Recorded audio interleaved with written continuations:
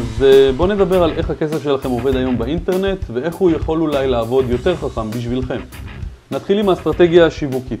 אנחנו יודעים שהאסטרטגיה השיווקית היא מפת הדרכים של העסק שמסמנת בצורה ברורה את המטרות השיווקיות.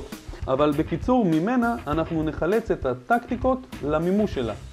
אוקיי? זה הרעיון. והטקטיקות הן בעצם הפעולות ברשת שאנחנו הולכים לעשות כדי להשיג את אותן מטרות שבאסטרטגיה השיווקית. הטקטיקות שלנו זה אותם דרכים לביצוע, זה הפוסט הבא, שזה אומר איפה נשים בנרים, מה נעשה, באיזה מדיות נעשה את זה וכו' וכו'. מתוך הטקטיקות האלה של כל הפעולות שנעשה ברשת, הרי אנחנו רוצים להשיג? אנחנו רוצים להשיג טראפיק איכותי.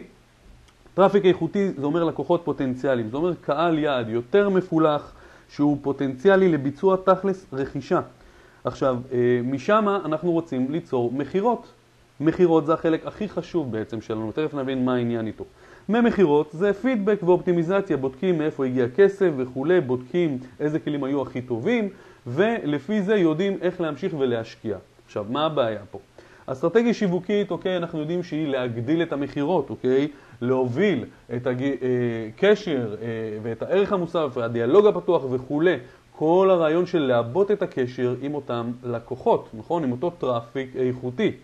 עכשיו, הבעיה כיום היא זאת שבמקום שאנחנו נשקיע ונתעמק באותו טראפיק איכותי, באותם לקוחות פוטנציאליים, שזה אומר, כן, הבסיס נתונים, שהוא רשימת התפוצה, זה אומר בלוג, זה אומר פייסבוק, זה אומר כל מה שעוזר לנו לשמור על קשר קבוע ורצוף איתם. אנחנו נמצאים אצלם בזיכרון, בתודעה. אנחנו מנהלים איתם קשר קבוע, ואם זה בפייסבוק, אם זה בכל מיני מקומות אחרים. שוב, זה הפוסט הבא, אבל אני רוצה שנבין שאנחנו צריכים לעשות את זה על בסיס שוטף, שזה כל הרעיון. ליצור את הדברים על בסיס שוטף אומר שלא נצטרך רק להיות ממוקדים כל הזמן במחירה, והיום שמתי שקל ואיך מחר הוא חוזר אליי, אוקיי? אלא הוא אומר שכשיש לי טראפיק שהוא כל הזמן בקשר איתו, אז זה יכול לגדול. במקום המצב של היום שאתם בטקטיקות למצוא מחירות, טקטיקות למצוא מחירות, אוקיי? היום נפוצץ על בנרים, על קמפיין, לא יודע מה יהיה מחר, נמשיך ככה כל פעם מחדש, שזה רק יוצר יותר מתח ואי ודאות.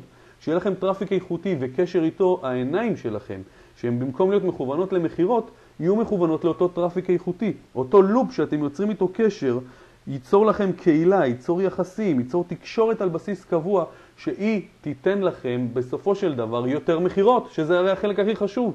זאת אומרת, הנושא הזה של לשמור על קשר, על בסיס שוטף איתם, ולנהל איתם את אותם יחסים על בסיס קבוע, זה מה שבסופו של דבר יכניס יותר מחירות. זה בדיוק הנקודה. תפנימו את זה, זה כל כך חשוב, הסיפור הזה.